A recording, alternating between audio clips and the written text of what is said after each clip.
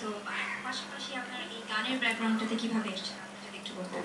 আমার গানের শুরু আমি ফার্স্টেই বলবো one and only my mother, যে আমার ছোট থেকে আমাকে গান শিখে আসছে, গানের দিকে ইন্সপিরেশন দিয়েছে, মোটিভেট করেছে প্রত্যেকবার আমাকে গান শোনার জন্য, গাওয়ার জন্য। And she is also singer herself. And ওইখান থেকে আসলে আমার ইচ্ছাটা শুরু হয় যে আমি ছোট থেকে যখন আমাকে ঘুম পাড়াতেন, গান গেয়ে ঘুম পাড়াতেন, সবসময় গান শুনতাম তার মুখে। তো ওইখান থেকে আসলে আমার ভিতরে ইচ্ছাটা জাগে যে গান গাওয়া। আমার আমি বেসিক্যালি আমাকে কালচারাল ইয়াটা মানে ক্লাসিক্যাল যে সিঙ্গিং সেটা আমাকে শুরু করেছে আরো 4 বছর আগে। তো আমার ফার্স্ট টিচার ছিল শামসুল হুদা। তো ওনার কাছে আমি 2 বছর শেখার পরে এখন তারপরে 2 বছর আমি শিখেছি প্রদীপ স্যারের কাছে, যার কাছে আমি এখনো কন্টিনিউ করছি আর কি। আমার নিজস্ব একটা ব্যান্ড আছে, এস অফ স্পেডস নাম। ওইখানে আমি জাস্ট দ্য ইংলিশ রক সংস সবগুলো করছি আর কি।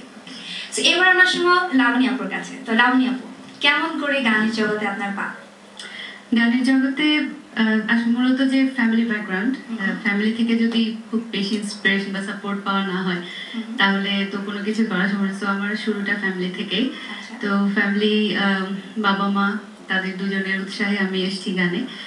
ছোটবেলায় সেই 5-6 বছর, আমার ঠিক আসলে বয়সটা পড়ে নিয়ে, অনেক ছোটবেলা থেকে গান নাচ দুটোতেই ছিলাম। তো মায়ের ইচ্ছেতে মূলত আমার নাচ থেকে গানে আসা। তো সেই থেকে শুরু, এখনো কন্টিনিউ করছি। ওকে, তো আমরা আজকে অনুষ্ঠান শুরু করব রুবাই ভাইয়ের গান দিয়ে। সো আমাদের জন্য ফার্স্ট টাইম আপনি আজকে কোন গানটি গাচ্ছেন? আমি শুরু করছি নিঃসঙ্গতা দিয়ে। ওকে, দ্যাটস গ্রেট।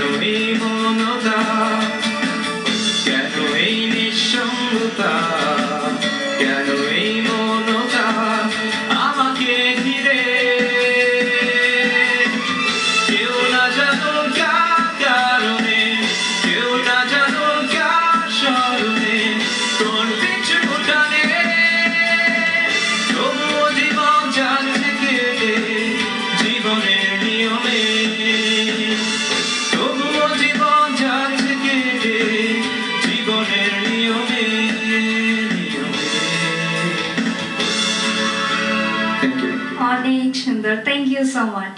গানটা শুনে খুবই ভালো লাগলো। তো আমি এখন জানতে চাবো লাবণী আপুর কাছে, আমরা যখন ছোটবেলায় গান শিখি তখন কিন্তু একটা গান থাকে কমন আমাদের কাছে, ছোটবেলায় হয়তো নজরুল সিং এর ফুলে ফুলে ঢলে ঢলে আর মোমের পুতুল, এই গানগুলো কিন্তু আমাদের অনেক অ্যাট্রাক্ট করে।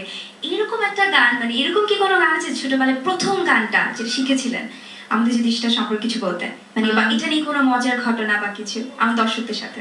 না, ছিল যে আমার দিদিকে যখন বাসায়, আমার বড় বোনকে বাসায় গান শেখাতে আসতেন ওস্তাদজি, তখন একদিন একটা গান শেখাচ্ছিলেন যে আমি না জানি পিড়িতে এত জ্বালা। তো ওই গানটা আমি গুনগুন করে গাইছিলাম, তো সবাই বলছে হ্যাঁ ছোট মেয়ে এই গান করে না, এই গান করে না, এই গান করা হয় না। তারপরে